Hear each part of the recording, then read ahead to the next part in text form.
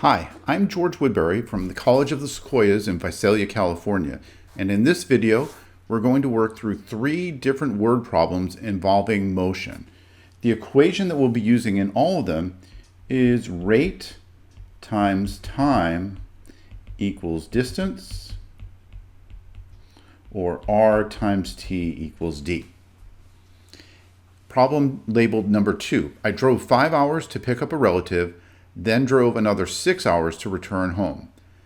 On my way to pick up my relative, I drove 10 miles per hour faster than on the way home. Find the driving speed for each leg of the trip and the total distance traveled. So I'm going to set up a little table: rate, time, distance. And the first sentence, I drove 5 hours to pick up a relative, so the time for the first leg is 5 hours. Then drove another 6 hours to return home. That gives me my times. Then for the rates, on my way to pick up my relative, I drove 10 miles per hour faster than on the way home.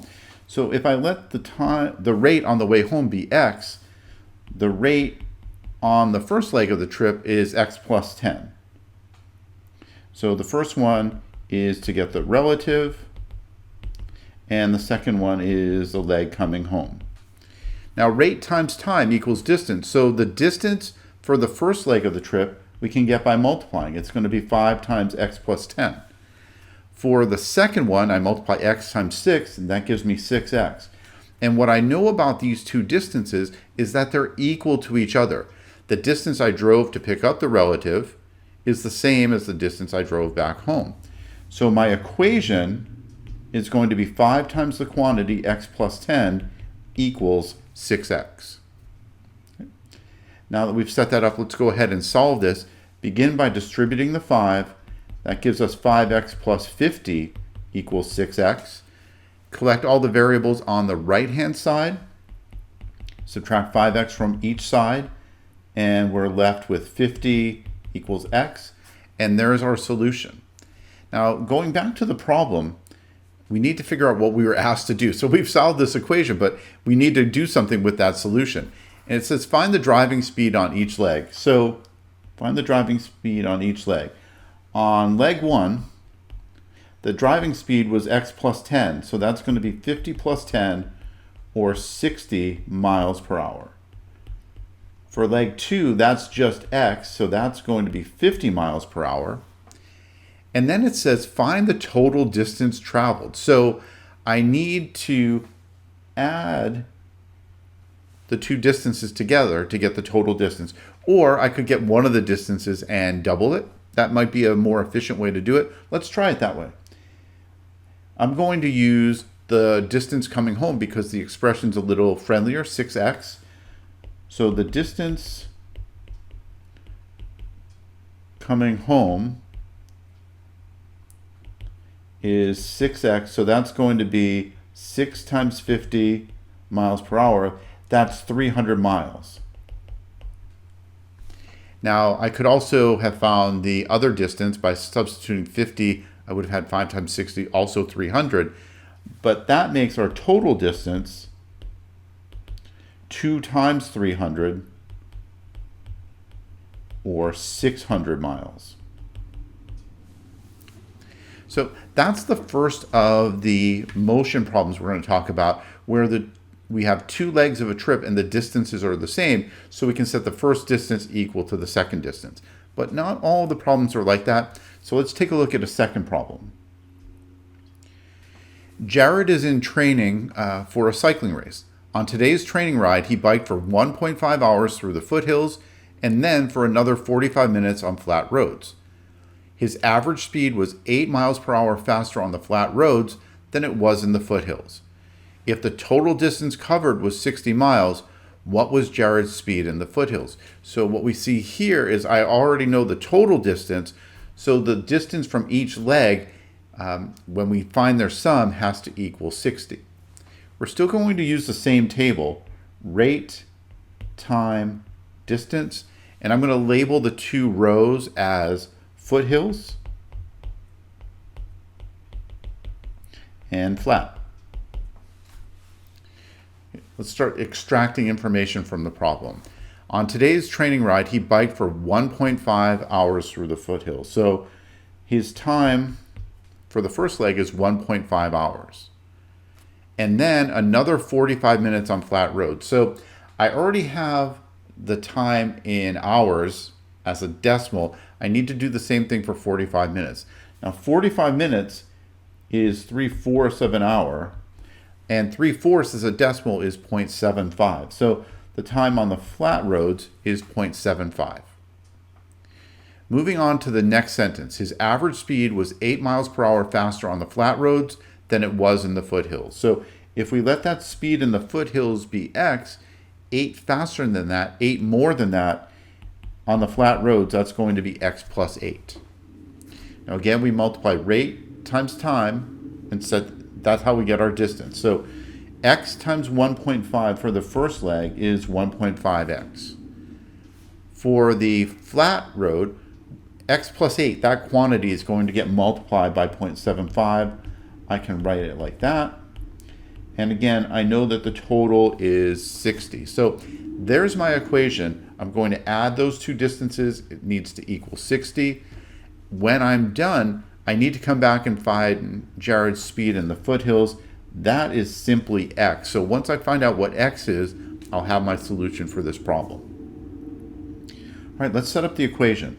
The first distance, 1.5x, plus the second distance, 0.75 times the quantity x plus 8, is equal to 60.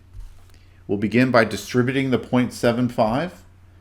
So on the next line, I have 1.5x plus 0.75 times x plus 0.75 times 8. And if you work this out on your calculator, that ends up equaling 6.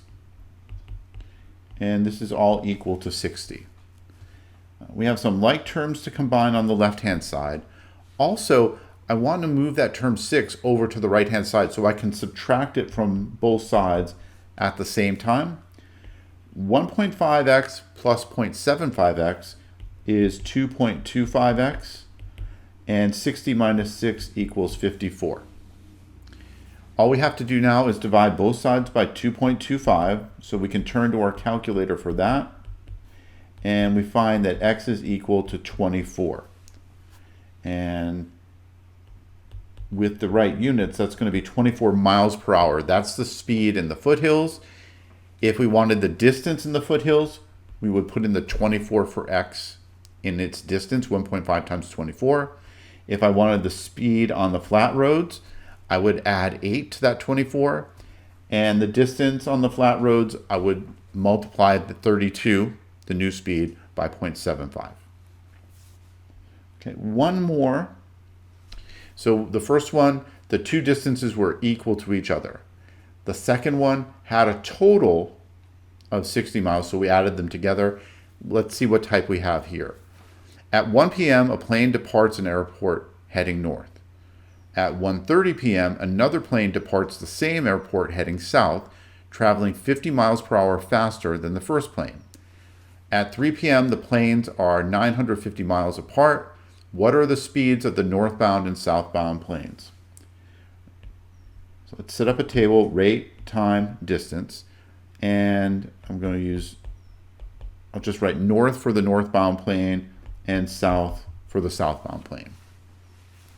Now it doesn't tell us directly how much time each one was traveling. However, the first plane left at 1 and we're assessing its distance at 3 p.m. So between 1 and 3, that's 2 hours for that first plane, the northbound plane. The second plane left at 1:30, so it's been flying for an hour and a half, or 1.5 hours. At 1:30 p.m., another plane departs the same airport heading south, traveling 50 miles per hour faster than the first plane. So if we let the first plane's rate be x, the second plane is going to be x plus 50. Multiply rate times time to get the distance. The distance for the first plane is 2x. The second is going to be 1.5 times x plus 50. Now because one plane is heading north and one is heading south from the same place, they're distance apart. We just add the two distances. So we're told that they're 950 miles apart. That tells us that the first distance plus the second distance has to equal 950. So let's set up that equation. 2x plus 1.5 times the quantity x plus 50 equals 950. We'll begin by distributing the 1.5. 2x plus 1.5x plus 1.5 times 50 on your calculator will be 75, and that equals 950. Combine like terms. 2x plus 1.5x is 3.5x plus 75 equals 950. Subtract 75 from both sides to isolate the variable term. 3.5x equals 875, and we finish by dividing both sides by 3.5. Now I'm going to have to turn to my calculator to do that. I'm going to divide 875 by 3.5. 875 divided by 3.5, and I get 250. So x equals 250. That's the solution to the equation, but I need to still solve the problem. So let's go back and take a look at what we were asked to find. And here, what are the speeds of the northbound and southbound planes? So I need the rates for each plane. The rate for northbound was just x, so that is going to be 250. For the southbound plane, that's going to be 250 plus 50, or 300. So I'm going to write these down a little lower. Northbound,